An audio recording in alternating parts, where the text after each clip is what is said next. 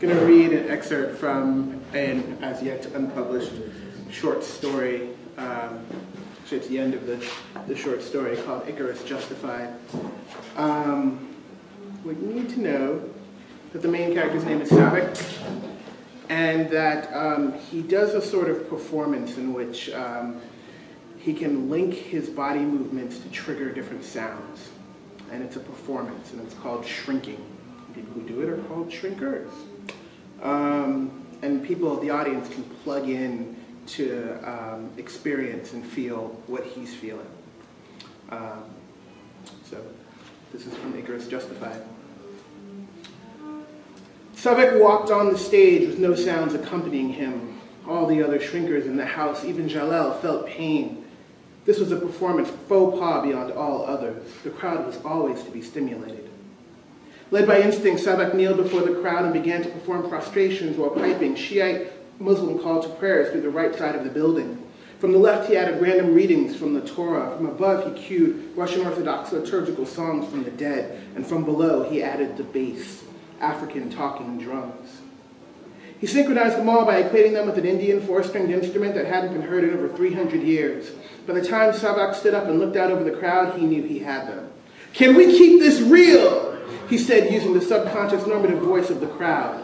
Savik piped "Welcome to Five" and trashed four through his arm and head movements, reminding himself of Friel's skill as he danced the sounds like a snake. It was only then that he realized he had yet to cut any layer of music, nor had he lost the crowd.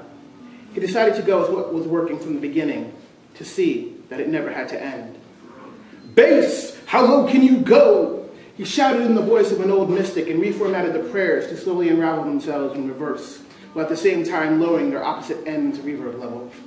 Using the formula for constructing a surface area of blackness using only the color red, Savik began to pace his foot movements to bring in the wailing of a mother who killed her baby in India because she didn't have enough food.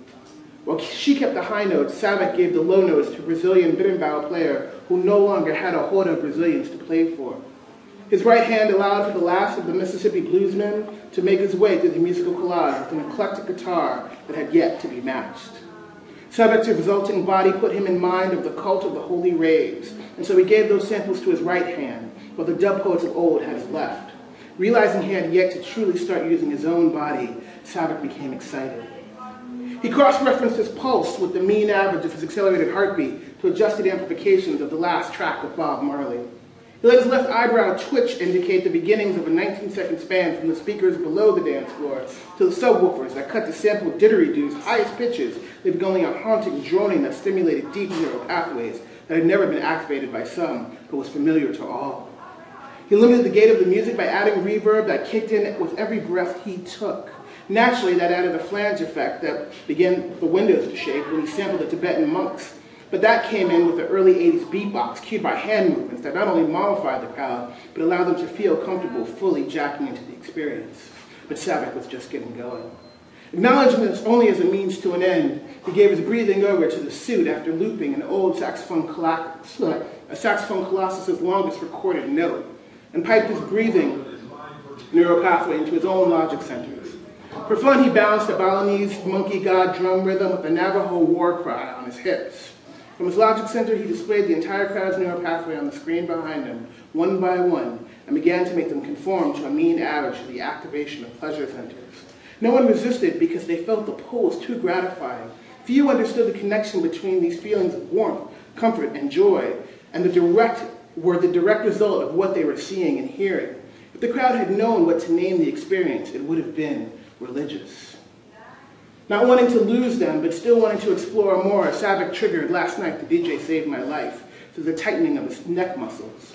As he did so, he realized that he had been shrinking for longer than he thought. Midnight was only a minute away.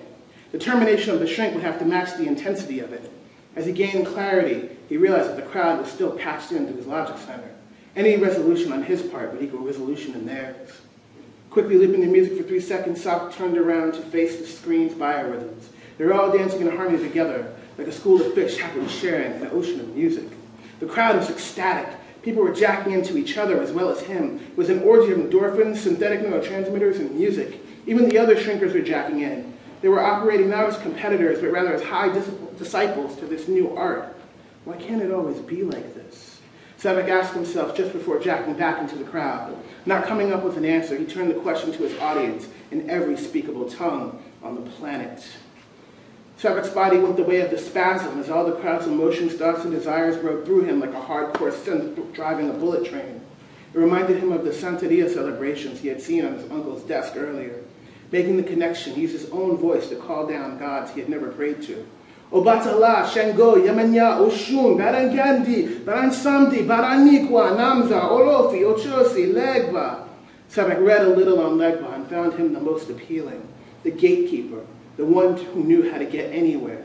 And so he looped his name until he could find the god's praise song and connected it to his heartbeat. And now the hard part came in. Slowly, very slowly, Savak began to let the music go. As he slowed down his body movements, so too did the music stop. This created a hunger for each group of people that were responding to a particular conjunction of sounds.